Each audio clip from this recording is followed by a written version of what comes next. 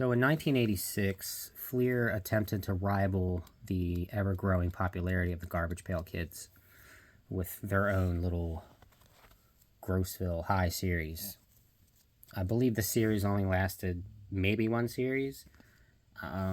They weren't as interesting, if you ask me. They're completely different art, and it's an acquired taste. Bob the Beaker, Prima Donna, Dr. Zoolittle, Ortho Dennis. Now the artwork is a little more putrid, a little more gross, but these really didn't catch on. The art for Garbage Pail Kids was always consistent with, the parody for Cabbage Patch Dolls, so it stayed the same. So obviously, a rival was going to use and hope to persuade you into a completely different art and different imagery. But I don't think these caught on, and I don't like these as much, but I do have a few. Now, I had an ice cream man that were trying to pawn these off as Garbage Pail Kids.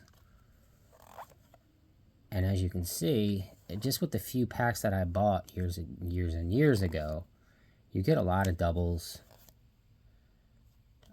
There aren't variant cards. I don't think there's A and B cards like there are of Garbage Pail Kids. I think you get what you get. Tony Tattoo. Best Stress. Latumaine. Professor Sigmund Fraud. So yeah, you would get a lot of doubles. They were similarly priced, similarly packaged. They had the very hard, flat piece of gum. Oh, that's pretty gross. But they really didn't catch on. But by 1986, I believe Garbage Pail Kids was on their third series. So yeah, they had already kind of garnished their popularity and were catching on quick.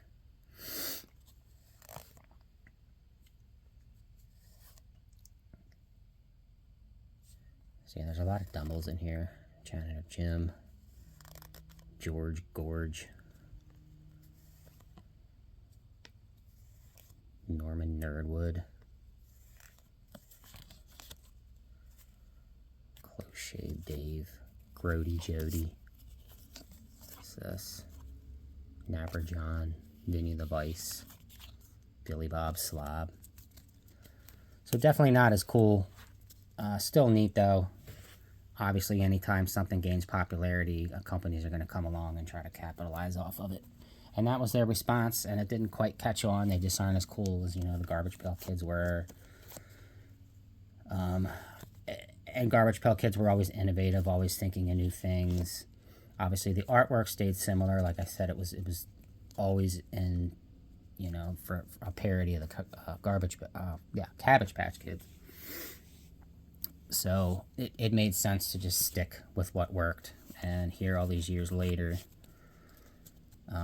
Garbage Pail Kids are, still pretty popular, nostalgically. They have a lot of things out, new series, figures, Super 7's got a line out on them. So yeah, these are Grossville High from Fleer.